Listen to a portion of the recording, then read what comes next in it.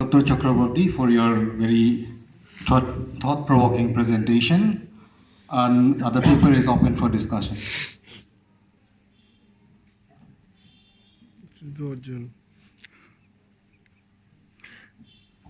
Any questions or comments?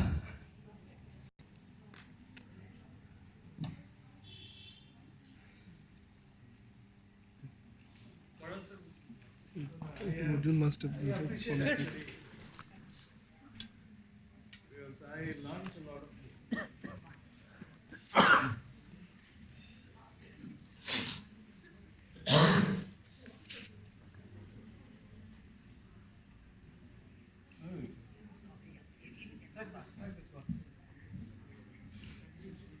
You might not have switched that on.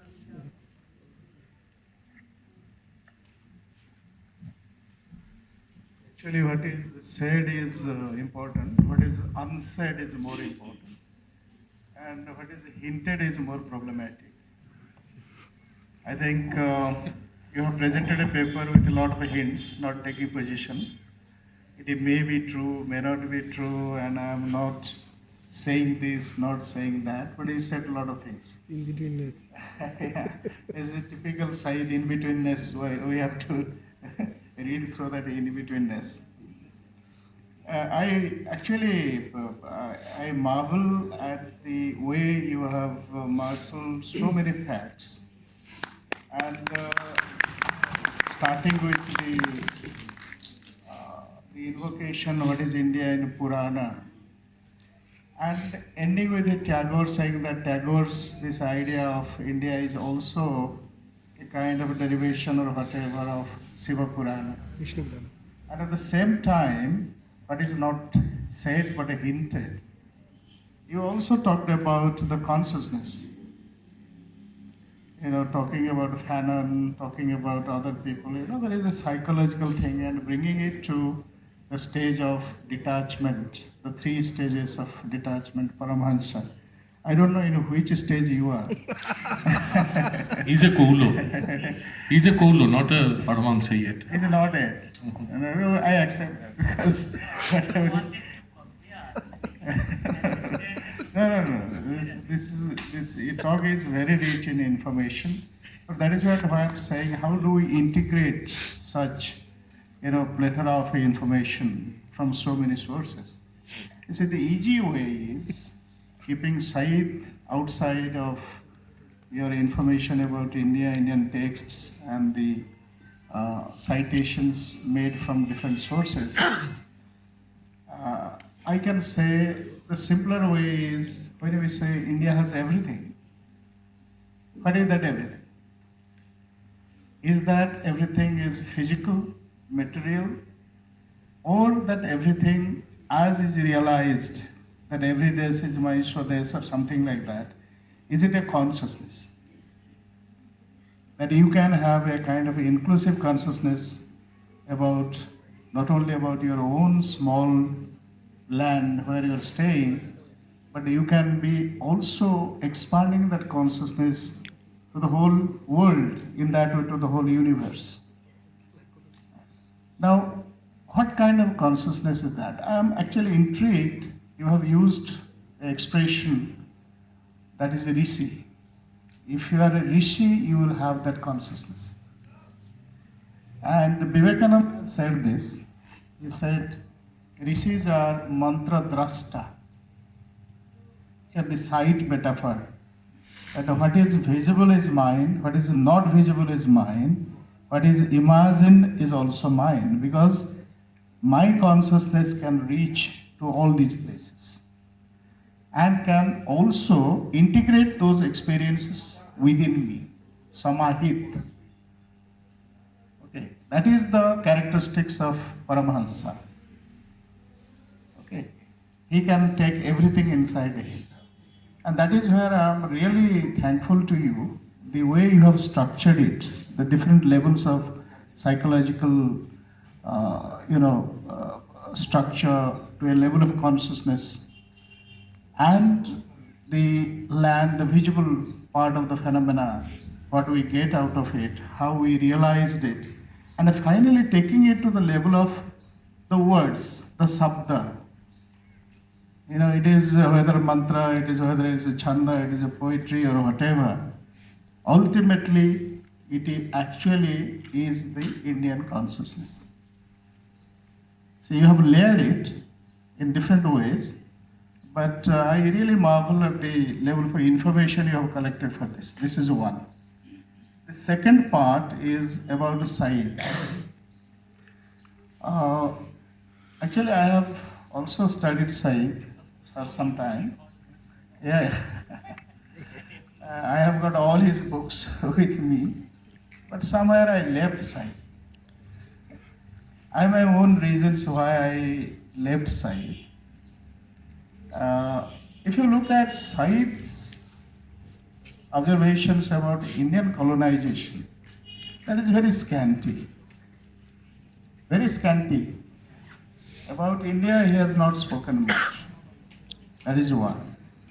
Number two is, I have this problem of strategic essentialism. Because essentialism is a category which actually very exclusive type of thing. I, me, myself, like that, essentialism. How can that essentialism be strategic? Okay. That the context he provides, strategic identity and all those things.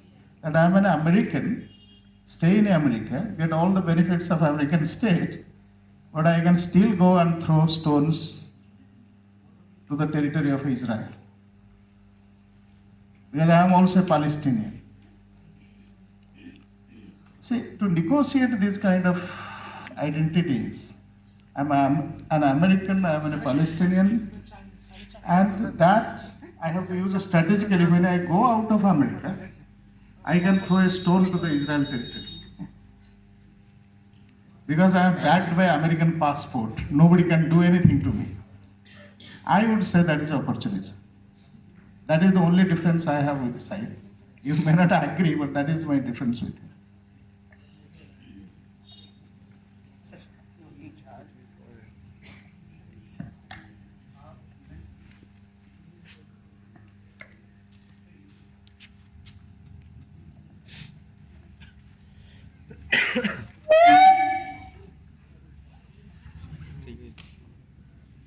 No more questions? I think you were supposed to ask. No, it's fine. Horace asked and spoke about everything that I was thinking, right?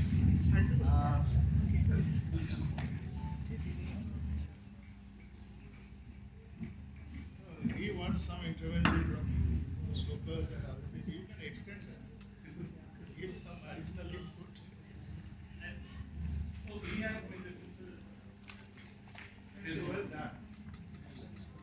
Sir, I have a query.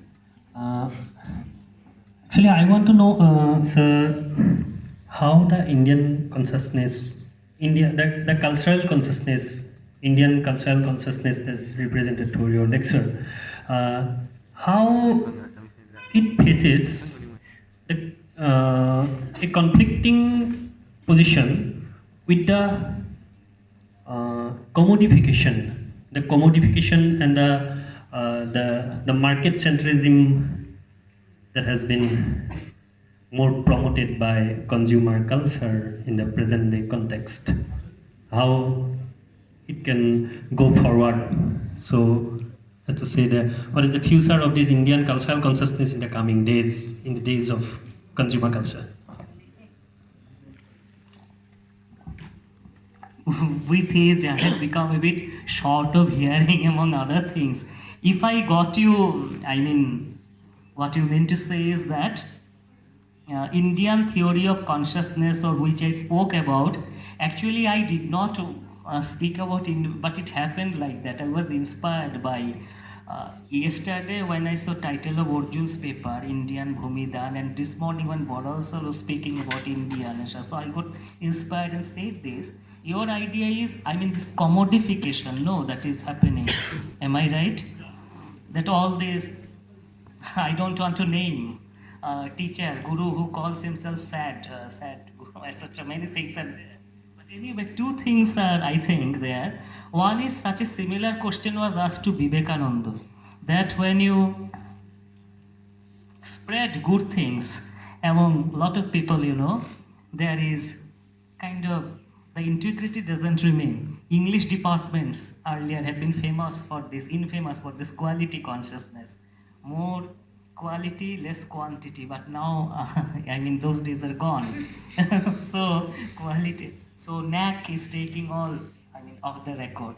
For a long time, UGC is taking quality improvement measures, but as I see, all become quantitative measures only appear and other things. So, Vivekananda quoted a shlok from Gita. He said, see, I'm reading the Gita, say in lamp, but some insects are being burned in the lamp. So, in this relative world, of course, I'm speaking as a now, that kind of guru. So, in Gita, it is said that Arjuna, like you, he said, I will not kill people, and this karma is dosha yukta, this work is not pure. See, Krishna says that there is no work which is pure, only knowledge or devotion is sarvarambha hi konteya dhumen agniriva pritaha. Just as fire in the beginning is covered with smoke, these days in gas burner and but original fire. So in anything that you want to do, initially bad thing will be there. Gradually that cannot be avoided. So it is a very philosophical kind of answer. Of course, the other critical kind of thing is I must be cautious. I did not say these things to Brahminize or Sanskritize things. But since I belong to the tradition, Indian consciousness in a way is of course very vast. Today when we talk about it, we should also include, say, from the tribal communities kinds of there. I don't know whether works have been done or not. We keep working on novels. So what kind of idea they have, and again Indian idea of consciousness, is multiform. Vedanta has so many interpretations. Here one thing I wanted to say, thank you for reminding, which I have discovered, that ultimate reality is beyond speech and mind is one version of Vedanta. That is Shankar Vedanta. But Ramanuj Vedanta is that is both beyond speech and mind and the sole guarantor of mind and speech. So in this Ramanuj version, there is this critique of logocentrism in a way is included. No, I've seen some. Okay. So when I have recently discovered it, sharing especially with Arjun, Ramanuj, his Ishto was Baradaraj, that Kanchipur's Lord, Baradaraj Vishnu. So in his Stuti he said, Namo Namo Vang Manasati Bhumaye, Namo Namo Vang Manasaika Murtaye, that thou who art beyond speech and mind, and thou who art sole guarantor of speech and mind. This was very creatively brought in by Vivekananda in his Stotra of Ramakrishna. Though Namo Namo Prabhu Monovachanoi Kadhar. You are both Bhakka. This is actually in that. These days we call it intertextuality, a safer way. Otherwise, in MLA style, Vivekananda would have a problem. Source. This is about again Bhumi, metaphysical Bhumi. Sapta Bhumi in Vedanta, I can tell you later. But in his body also different planes. Thank you so much.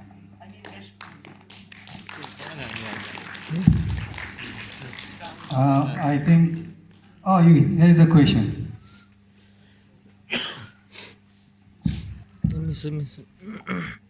Sir, you talked about the Tagore's idea of Indian, or the notion of Indian. If you look at the national anthem, the easternmost part is Bangla or Bengal. So does it not include Assam and the northeast? Or was it at that time? Was it a periodic thing, or do you think the notion of India at that time was restricted? Very old question. I have thought about it and many answers. First of all, you see, this is a common. Tagore did not write it as national anthem as such. There is a controversy that it was a praise of George V, but it is not. He has clarified it, because if you read the subsequent line, from the ages who has been controlling, etc. Had he known, because he died in 1941, Tagore. India became independent in 1947. had he written it after this as national anthem, I'm sure it would have been more accommodating. But we think about this in Northeast, but in the same way, you see, Bihar is not there, Uttar Pradesh is not there in that song. You see, Tamil Nadu is not there. Entire southern land only Dravid. So that way Himachal. So that includes, I think. And again Sindhu. Sindhu is now in Pakistan. So many states include all, it should have included, but again finally you cannot include all that. Inventory will be such, and then after state different regions. So I think in honor of Tagore, not because I'm Bengali, I don't believe in this, but he, to a certain extent, he was one of the voices who reinscribed ourselves, our identity. It should remain. My personal suggestion. So it reflects a certain idea of India at that time when he had written it. Okay. Definitely, but he always believed that India, is all accommodative. There is Bharat Tirtha, another poem I wanted to refer. I haven't. So I mean, I have a suggestion today.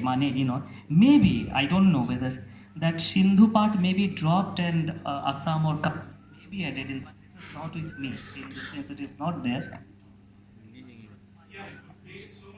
No, sir, I have a sort of an intervention here. One must remember before taking the national anthem as a text by itself, one must remember that it is a culling from a larger text. The national anthem, as we speak of it in post-independence India, is basically a quotation. It's a portion of a larger poem. And if you read all the 9 stanzas of the poem, you'll find that quite a inclusive idea of India exists within that poem. 1, 2, what Sir said that Tagore did not write the poem in order for it to be treated as the national anthem of India. So considering that, I think the best, the nearest text they had to a holistic sort of a representation of India in terms of an anthem was Tagore's Bharat Bhagya Vidhata. This is the poem where the national anthem is taken from. And there's a comment on this question, sir. I have heard this from many people, many people. In fact, there have been suits filed against the national anthem and for the national anthem in the Supreme Court of India, stating since Kashmir is not there, why should we think of Kashmir as an integral part of India? Which is a very foolish premise, because when we are saying Ganga, do we only mean the Ganga Didi?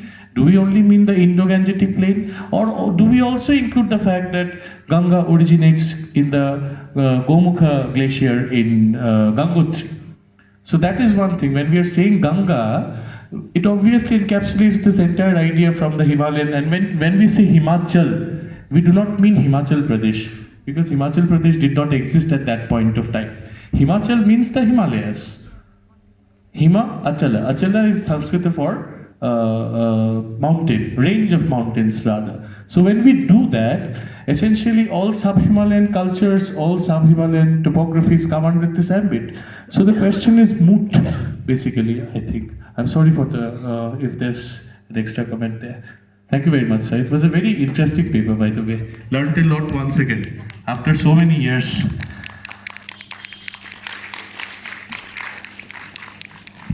I thank Dr. Chakraborty once again for a very interesting presentation, and I thank organizer. Thank you very much. Sir, I have a little bit to add it up on. As we're talking about the national anthem somewhere, I believe Rabindranath Tagore's one song is also adapted for Bangladesh song, and that song is, I think, more of like apt in describing the geography or probably the agricultural aspect and the economic aspect of that particular song as such. It's just out of context, I know a little bit, but I'm just adding it up. And what Arjun sir was saying about is just one of the paragraphs that the national stanza. Yes, I believe the second stanza that was, if somebody reads the second stanza, that no, the second stanza, and I'm just supporting the thing is that the second stanza is somebody's reading, it's more about inclusivity, where he's talking about all the religions coming together in that particular land. Yes. everything. So it's more about inclusivity that we find in our culture throughout all these poems and literary works that has been done by Tagore, probably. Thank you, sir. Actually, when Tagore wrote, I again say, much of the resentment comes from the fact that they think Tagore willingly, I mean, people think. Then the resentment is unfounded, sir. That's why I explained 1941, this Nagaland and whether they will remain in India or there, this picture was not clear. And Tagore wrote earlier. When we say Himachal, sir, don't we also include all the South Himalayan But he cultures? passed away in 1941 and 47 onwards we have this song. Maybe we can continue this discussion after this session because we are bound with time. There is one more session coming up. Thank you very much. Thank you so much to the chair, Dr.